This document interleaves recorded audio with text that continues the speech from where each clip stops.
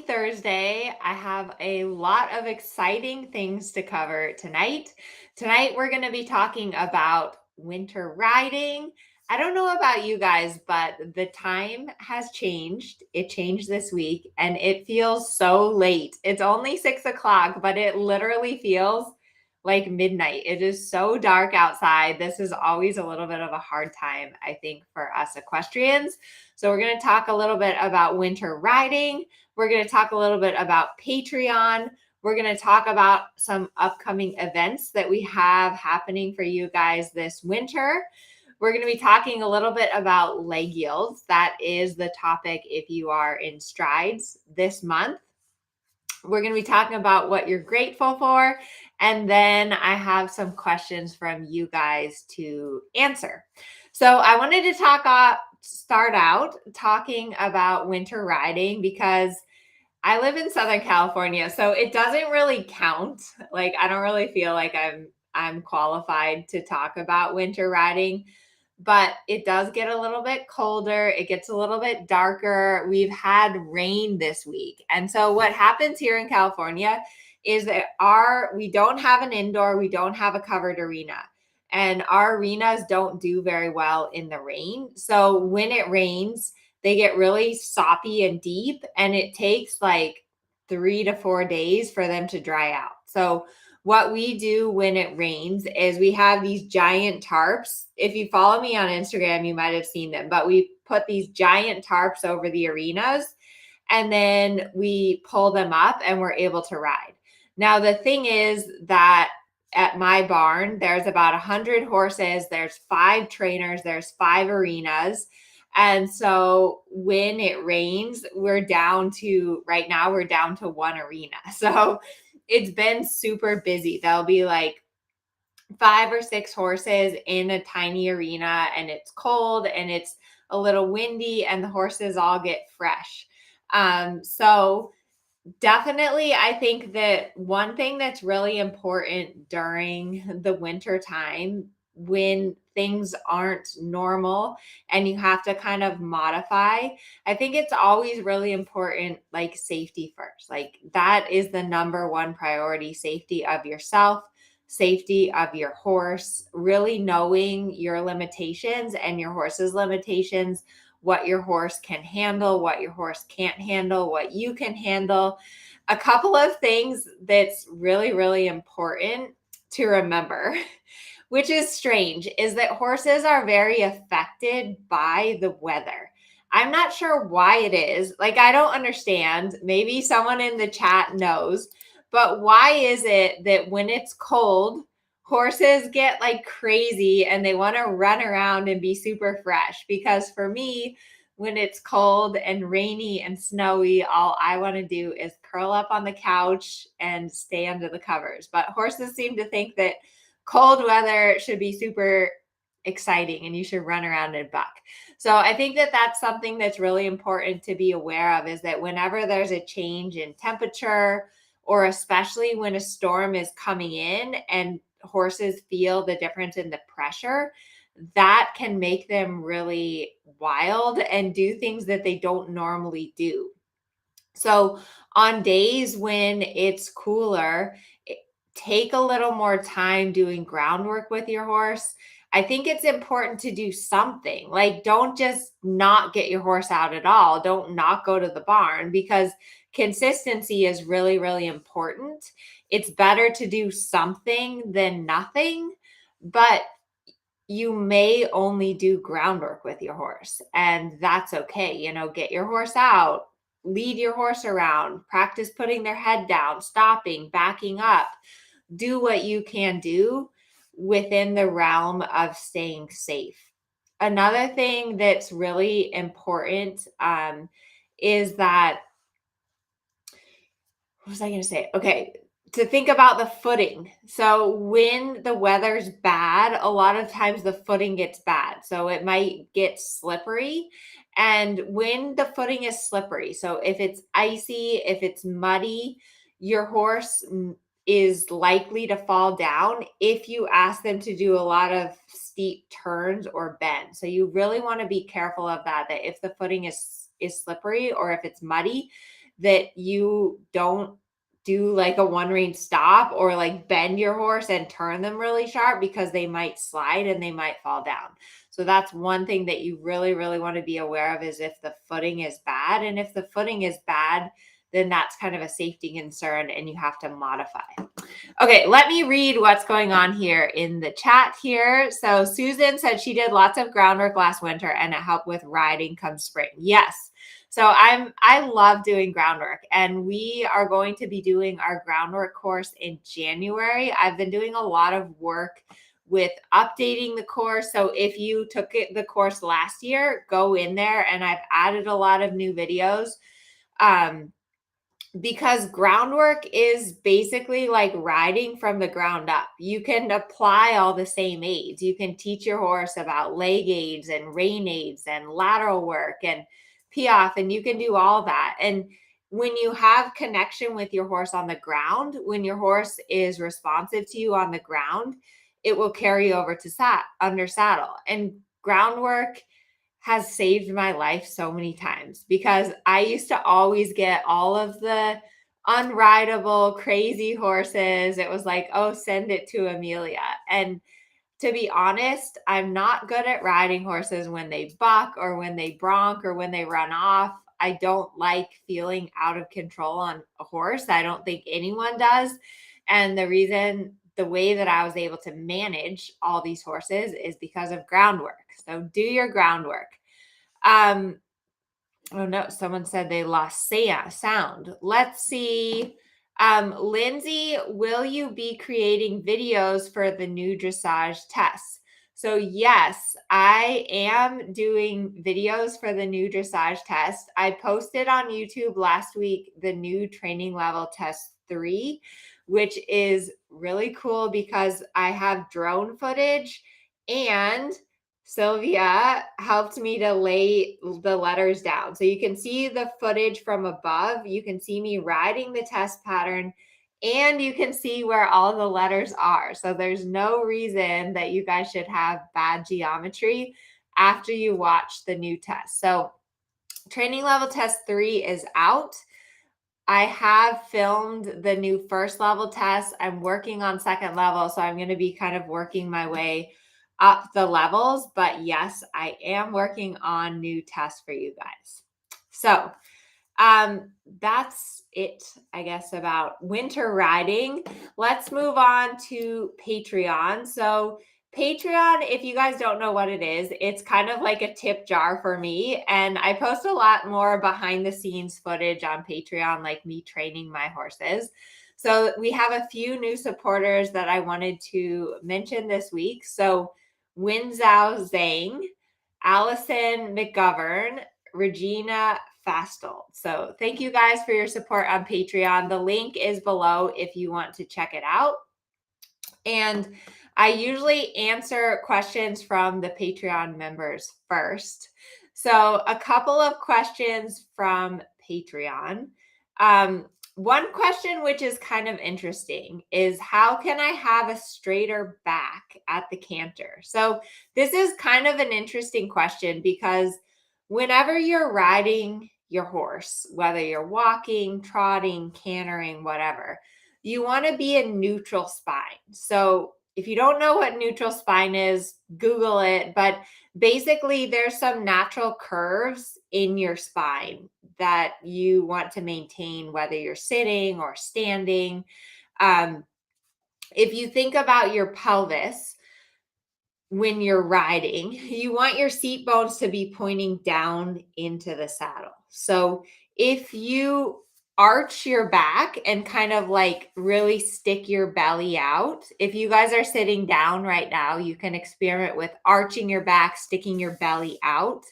And what you'll feel if you put your hands underneath your seat bones is that when you arch your back, you'll feel your seat bones disappear because your seat bones point backwards. And then the opposite happens if you hunch your back and you kind of like fold in your middle, like collapse your belly in, your seat bones point forward. So when you're in neutral spine, there is a small curve in your back, but you're not overarching in your back. and you should feel your seat bones pointing down into the saddle. The reason that neutral spine is important is because it allows you to absorb the motion of your horse. So if you overarch your back, you're gonna hurt your back. Same thing if you hunch too far forward. So you really want to think about maintaining neutral spine. And the way that you do this is that you do have to have tone in your lower abs. So if you think about the feeling, like if you're sucking on a straw, like if you're sucking on a thick smoothie, I don't know if any of you guys like smoothies, but I like smoothies. So if you're sucking on a thick smoothie and you're kind of contracting in your abs, that's the feeling that you want, and that's going to help you to maintain neutral spine and have stability. I think a lot of people that have back pain when they're riding, it's because they don't maintain neutral spine and they don't support their spine enough with their core. And then obviously, like in the canter, for example, maybe that's where you struggle with maintaining the neutral spine. So you've got to just keep thinking about that. So hopefully that helps you. Okay, next question is from Marianne. How to keep the weight on your outside sit bone when going to the left? My mare always falls in when going to the left. Okay, so this is a good question, which is basically that when you're riding and when your horse wants to fall into one direction or the other. So I would say that most horses tend to lean into the right. It sounds like Marianne's horse leans into the left. But one thing that's really important is that you always, regardless of where your horse is leaning, you always want to be straight above your horse. So you always want to feel like your left seat bone is on the left side of your horse's spine. Your right seat bone is on the right side of your horse's spine. And then if you feel like your horse is leaning to one way or another, what you do not want to do is you do not want to lean the opposite way. And I see this happen a lot where the horse is like leaning into the right, the rider starts leaning out to the left to try to compensate for it. Do not do that. If your horse is leaning one way or the other, you get centered over your horse's spine and then use your leg to get your horse to stand up. That's very, very important. So you've always got to use your legs to get your horse straight. You don't want to lean to the side. Okay, next question is from Loretta. When I ask for she's talking about her canter departs. So last week, it's on an educated horse. She said, last week, the canter depart was fine. I don't think I've changed anything, but this week I can't get my canter depart. What happened? Any suggestions? Oh my gosh, Loretta, I feel your pain. So the canter transition, the canter depart is a tricky and difficult aid. And sometimes what I see happen is that you are always training your horse. You're either training your horse or you're untraining your horse. You're either training your horse to do what you want them to do, or you're training your horse to do what you don't want them to do. And that's what's hard about horses, is you never get to be like, okay, horse, like, I'm not really feeling that good today. Can we just go on a ride and I'm just going to let the wind blow through my ears and it doesn't count? That doesn't ever get to happen, because your horse is always learning from the way that you interact. So what I see happen a lot of the times is people are going along and they ask their horse for a canter and their horse doesn't canter. For whatever reason, maybe the horse wasn't set up well enough. Maybe they didn't ask exactly the right way. Maybe they didn't ask the way that the trainer asked, whatever. They ask for canter, the horse doesn't react.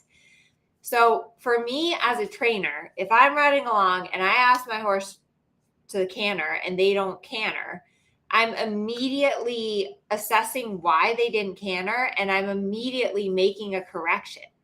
if I'm riding a horse and I ask for the canter, first of all, I make sure that they're prepared for canter. Then if they don't listen to me, I correct them. I say, like, I give them a kick. I say, hello, I'm up here. I asked for something.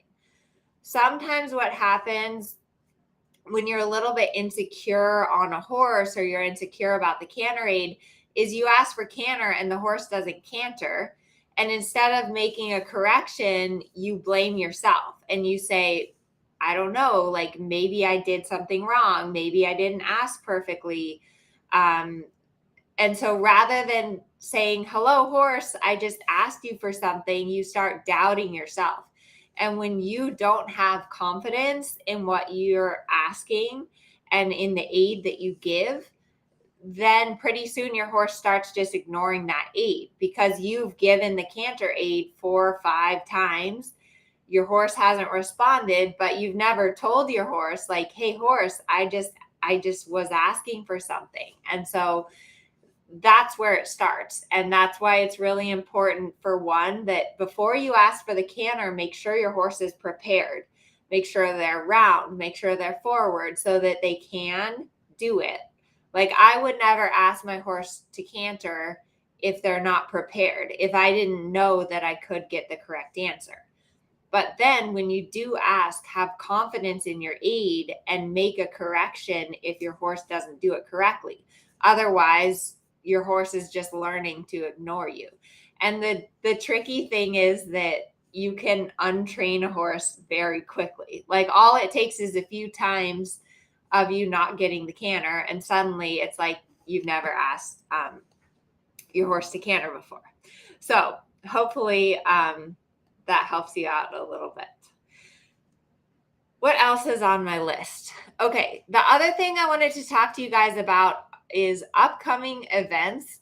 We always are planning so many exciting things for you guys. So this year, instead of doing a Black Friday where we're like selling all the time, what we're doing instead is called Giving Tuesday. So keep your eye posted, and hopefully in the chat, Chris can post the link. Basically, what we've done for Giving Tuesday is we've made an awesome page on our website that shows you guys all of the free resources we have. It would really, really help me out if you could share this page with as many of your riding friends as possible. You can email it to them. You can forward our posts on Facebook.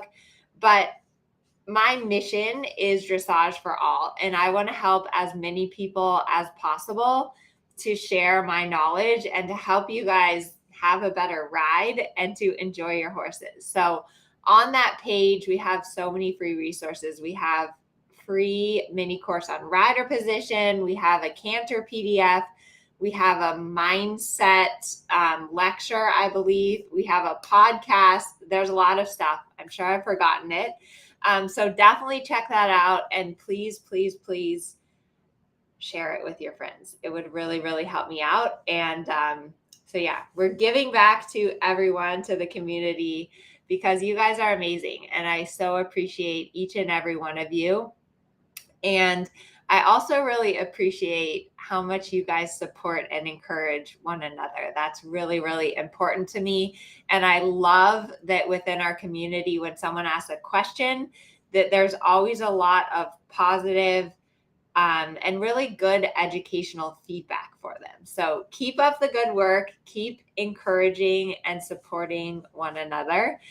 It is coming up to be Thanksgiving, which is the season to be grateful. So if you're watching here live, let me know in the comments what you are grateful for. One thing I'm always grateful for is my horses, of course. I think that's really obvious. But it's really important to take some time, I think, especially around the holidays, to think about how lucky we are. The fact that we have a horse, the fact that we get to spend time with horses. They're such amazing creatures, and they're so honest and genuine, and they also teach us a lot about ourselves. They're kind of a reflection of you. And so I really enjoy the time with my horses. I'm also grateful, of course, to all of you guys. I always already said that.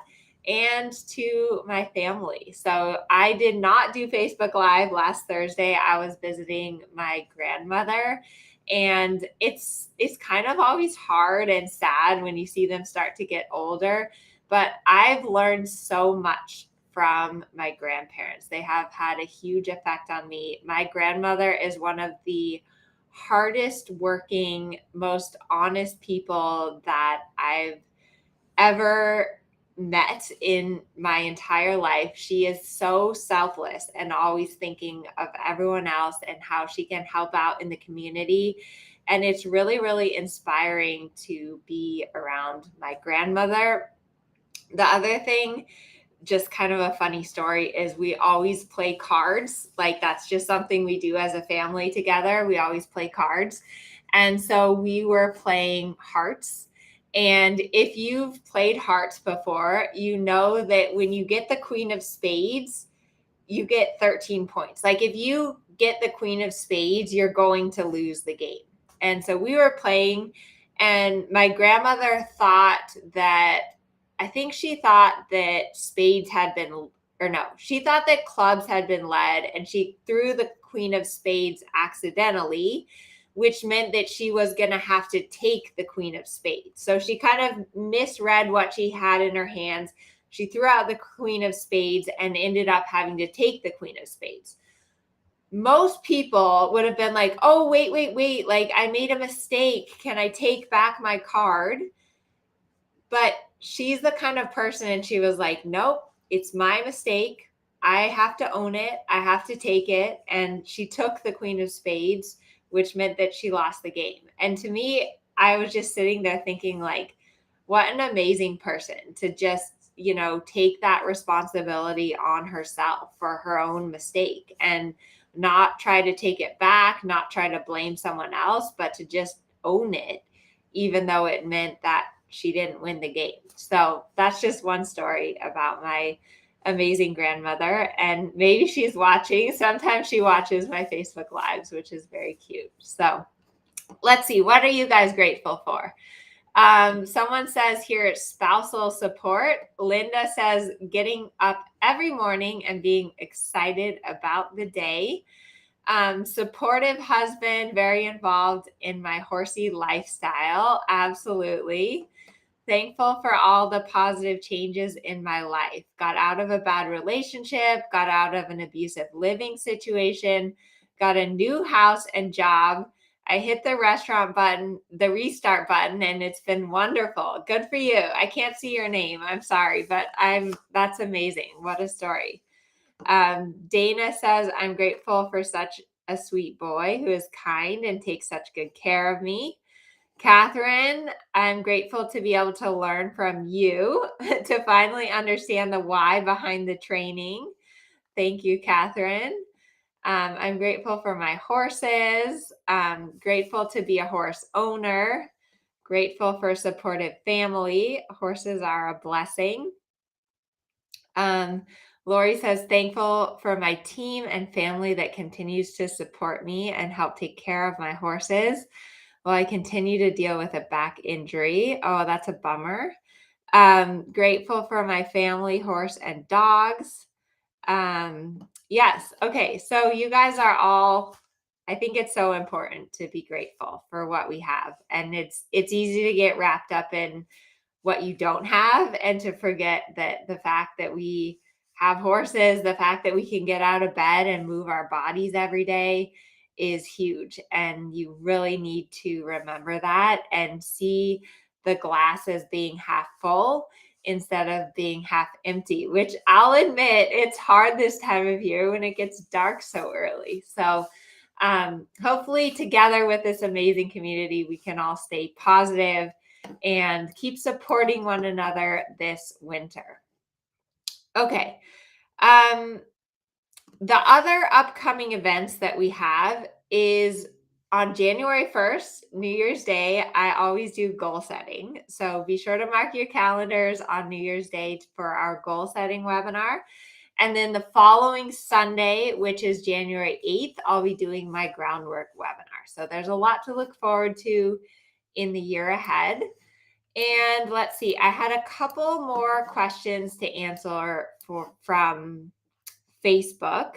Um, there were several about the leg yield. So I had one question from Strides, and she said that in the leg yield, her horse was slowing down and losing impulsion. What should you do if your horse slows down and loses impulsion in the leg yield? This is a very, very common mistake. The reason is that leg yield works on suppleness. So, in order for your horse to cross over, they have to kind of stretch their back and their top line muscles. And if they're at all tight or restricted, they will slow down when you ask them to move over. So, what I recommend doing is doing a few steps of leg yield, doing the leg yield staircase, where you go a few steps over in leg yield. And then, if your horse starts getting too backed off, go a few steps straight and ride forward again. And then do a few steps over. And then, when they back off, straight and forward. Eventually, you'll get to the point where within the leg yield, if your horse starts to back off, you can send them forward and keep going over. But at first, when your horse is stiff and not supple enough, you might have to do the leg yield staircase to help with that. So hopefully that helps you. The other question about leg yield is from Sue. So she's doing the leg yield at the canter. My lesson horse seems to be ignoring my leg aid to move over, and then I stop moving my hips and he breaks the canter. Happens more to the left than to the right. Okay, so this is a really good question. And it's important, first of all, to understand that the mechanic of the leg yield in the trot versus the canter is very different. In the trot, your horse's hind legs, what they're doing in the leg yield is that they're reaching and crossing. So like the left hind reaches over, the right hind crosses over. The left hind, the right hind, like this. In the canter, the horse has to jump sideways. So they have to like basically take both hind legs and jump over as they're cantering. So it requires a little bit of a different balance. And sometimes it can be tricky for the horse to find that balance and to be able to move over while they are in the canter. So what I do is I really make sure that my leg yields are really, really good at the trot and the walk before I try to do it at the canter. And if you can't do it at the canter, then go back to the trot or the walk and get your horse more responsive to your leg aid. Because anytime, like let's say you're cantering, and you try to do the leg yield, if you have to apply a lot of pressure with your leg, it's going to lock up your seat and your hip, which might be what's causing your horse to break out of the canter. So go back to the trot and the walk, make your horse super reactive. And then a couple of things you might try in the canter. One is doing the leg yield on the rail. So like counter flexing your horse and just asking the haunches to move a little in. That might help you. And also the leg yield staircase is great to do in the canter. So when you're just starting out, anytime you're introducing something new to your horse, you would never expect to do like a leg yield across the whole diagonal. You would just do a few steps over straight, a few steps over straight. And the reason that's important is because the way that we communicate with our horses is by pressure and release. And so if your horse is just learning the aids for a leg yield, when they take 2 steps over, you've got to release the pressure and tell them they did the right thing. Then you can ask again. But so often we forget the release. Like we forget to take the pressure off. And then the horse never understands that they did something right or what you want. And then you have to put more and more and more pressure. And then that's when we end up nagging our horses all the time. So hopefully that helps you. Edward, what are the aids for the leg yield? Is it just moving the shoulder in? The aids for the leg yield are inside leg, outside rein. Because for a leg yield, your inside leg should be at the girth, pushing the inside hind leg over. and your outside rein keeps the shoulder from falling. A lot of times horses will try to just fall out through the shoulder. What you want in the leg yield, oh, I have my pokey horse.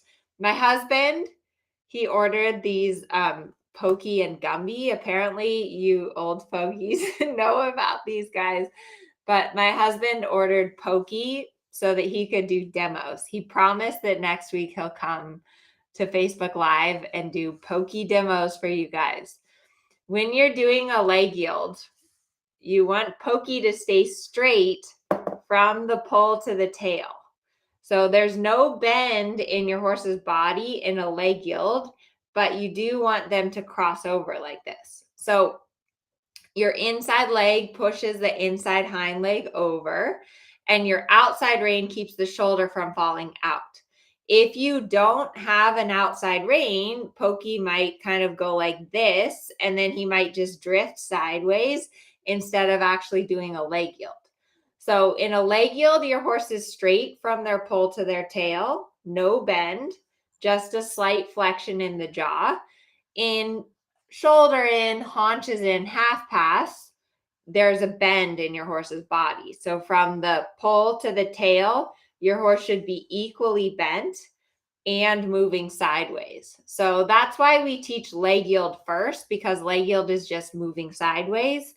When you start doing shoulder in and half pass, then you have bend as you move over. So yes, hopefully next week Herman will do more Pokey demos. He's probably going to be mad, but look how cool. You can make him like cross his legs and do like leg yield. There you go. Pokey's leg yielding. So I'm glad you guys enjoy that. Okay. The last question from tonight is from Kina. She says, I don't have an arena. What can I safely do in my field? I don't have very smooth ground to ride on. Okay, so this is a good question. And I think it goes back to what I talked about in the beginning. If you don't have an arena, you can do a lot, but you want to be very aware of the footing. So like I mentioned before, if it's slippery, like if it's muddy or icy and your horse could slip, that's when you really want to be careful, particularly anytime you're asking your horse to turn, because that's when your horse is most likely that they could slip and fall with you, and that's really not a good thing. As far as when the ground is uneven, horses can get used to that for sure. But the more that you can keep your horse balanced, the more that you can get your horse on the hind end and lifting up in the shoulders, the more you're going to be able to maneuver them through an uneven arena. So I think all the things that we work on in dressage, like transitions, all of that to get the horse's hind end more engaged, will help you to maneuver in a different arena footing. Okay, let's see. Are there any more questions? When will I be offering 30 days to round? Again, you guys already want to do 30 days to round next year. We're also working on some other challenges because the challenge was so fun. So we're going to be making some other new challenges for you guys. If you have any suggestions for the next challenge, let me know. Okay, I don't see any other questions. So I hope you guys enjoyed this, and we're going to stay motivated this winter. That's my goal. I think the winter is a really good time to reflect. I always find that I spend more time watching videos of my past lessons or my tests. And honestly, that's a really good thing to do on a day that you can't ride. Instead, go back and watch a video of your past lesson or watch some YouTube videos, focus on your education, and really know that when you're focused on watching, if you're focused on what the rider's doing and visualizing your body doing that, it will actually fire the same neurons in your brain. So visualization does work. If you're not able to get in the saddle, do some groundwork and spend some time watching some videos. I hope you guys have a wonderful rest of your evening. Next week, we will continue with Pokey. Good night, everyone.